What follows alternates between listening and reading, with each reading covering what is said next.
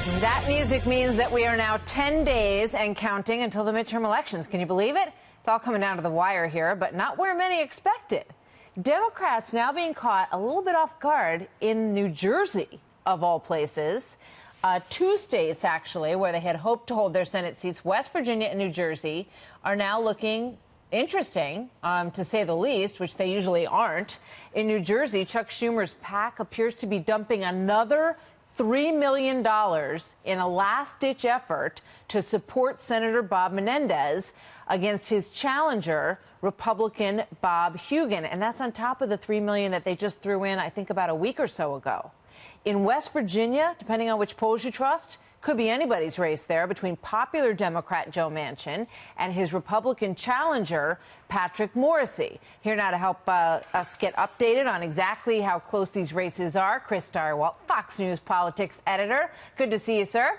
Howdy, ma'am. Happy Friday. So happy Friday to you. So let's talk about New Jersey, my home state, where really you don't usually even see political ads on TV because everybody sort of knows how it's going to go. But that's not the case this time. Tell us what's going on there.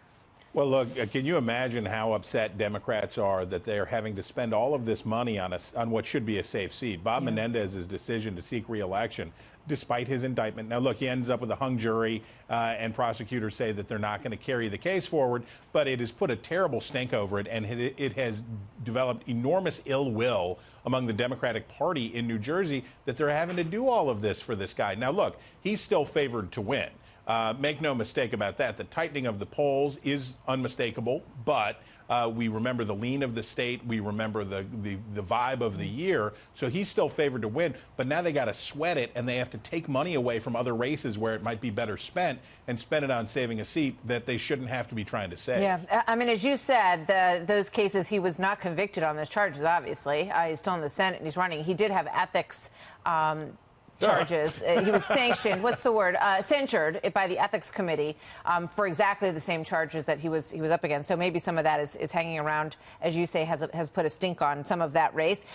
West Virginia is where we started this whole thing. It's where you started, really. I mean, from the very beginning. That's from the very beginning. We did the debate in West Virginia during the primary race, which was quite interesting. And Patrick Morrisey emerged the winner on the Republican side there. Very Republican state, but still maybe more interesting than people thought, Chris.